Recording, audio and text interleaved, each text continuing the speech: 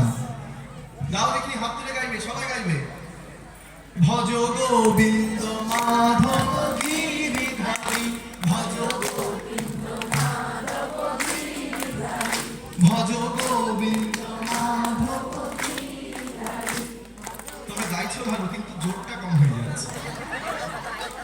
আমার মনে হয় মায়েদের রাধে কৃষ্ণ গোবিন্দ গোবিন্দ, হে গোপাল রাধে কৃষ্ণ গোবিন্দ গোবিন্দ, হে গোপাল রাধে কৃষ্ণ গোবিন্দ গোবিন্দ, হে গোপাল রাধে কৃষ্ণ গোবিন্দ গোবিন্দ,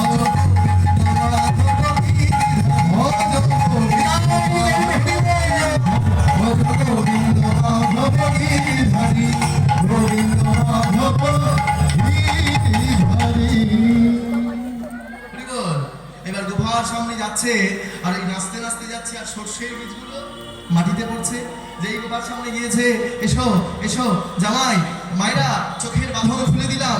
এইবার গোপাল সামনে গিয়ে বিদ্যাবতীর চোখের বাঁধন খুলে দিল। আর যেই বাঁধন খুলে দিয়েছে, বিদ্যাবতী প্রাণ ভরে নীল মাধবকে দর্শন করছে। হে কৃষ্ণ করুণা সিন্ধু দীনবন্ধু জগৎপতে, দয়াকে সুরকান্ত রাধাকান্ত প্রাণ ভরে নীল মাধবকে দর্শন করলো। যে নীল মাধবকে দর্শন করলো, দৈববাণী হলো, বিদ্যাপতি যাও, তুমি গিয়ে ইন্দ্রদ্যম্নকে নিয়ে এসো, এই আমাকে এখান থেকে উদ্ধার করে কলিযুগে জগন্নাথ রূপে আমাকে প্রতিষ্ঠা করো।